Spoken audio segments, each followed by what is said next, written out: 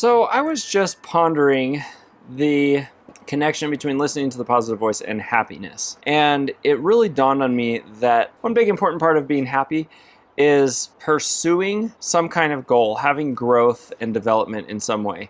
So for the past couple of days, including today, we've been just having fun. There have been some birthday parties and there have been different things going on.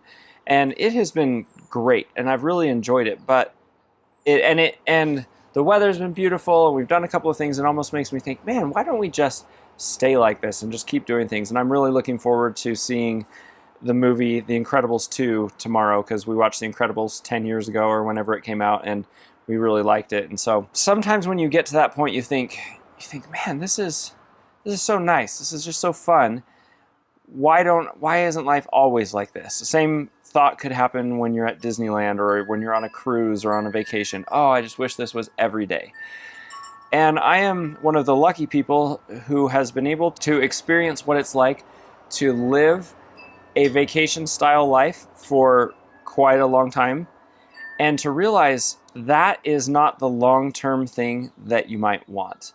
I'm not saying that you don't want to have fun on a regular basis in your life and that you don't want to have a life that you enjoy and all those kinds of things. But what I am saying is, and I guess maybe it's fulfillment. Maybe it's the fulfillment part of being happy. And I think happiness might be multifaceted. It's partly your attitude. It's partly what you do. So it's not just inside of you, but what you do. It's partly your mood and different things. But like partly your thoughts, partly your actions, all those kinds of things. But I think true enjoyment and happiness needs to include an aspect of fulfillment. And fulfillment comes when you are reaching toward your potential, I would say. That's how I would phrase it, because I don't think it is when you are reaching your potential. I don't think that you have to have reached your potential or anything like that, but I do think that you need to be striving and getting closer to something that you want and you value and you think is important. One other good thing that I want to say is that I do think that it's getting to be more and more of a habit for me to listen to the positive voice. When I get anxious or stressed or worried or whatever, I am more used to stopping and saying, hold on, what does the positive voice say? That's how I think about it myself. It's not really anything other than just looking at things from a positive point of view, but to me, it's very valuable to do that. So another thing is, I think that one of the impacts of being positive is that it allows you to stick with something long enough to give it time to take a root in your life. Many, many times in my life, I have started on something and then wanted to stop.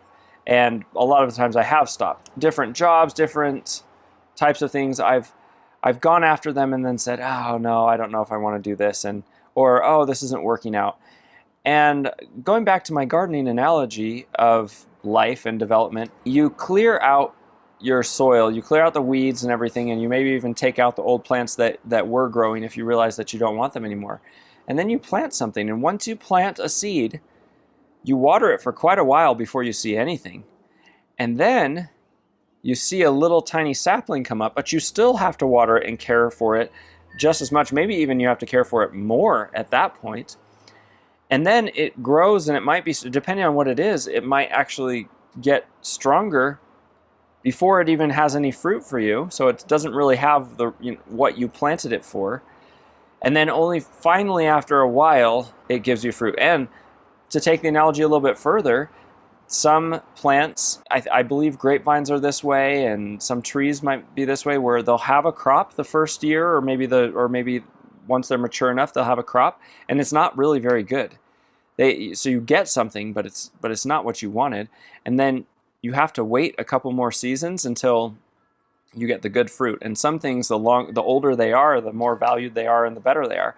So that's another really interesting piece of the analogy, that it really does take time to stick with something. I don't think it's that hard to know what I like and what I want to do, but it is hard to know what's going to work. And oftentimes I will start to pursue something and then feel like, oh, this isn't going to work, so I'm just going to abandon it. And I think that a big key for myself is, no, Joe, you need to stick with it for quite a bit longer before you reap the fruits, before you get the results that you're looking for. So having said that, then it's my job to listen to the positive voice and just stick with things and so far in these past 19 days, everything that I have stuck with and listened to the positive voice, I have been extremely grateful that I've done it. So I want to just continue on that path, and that is it for now. Okay, see ya.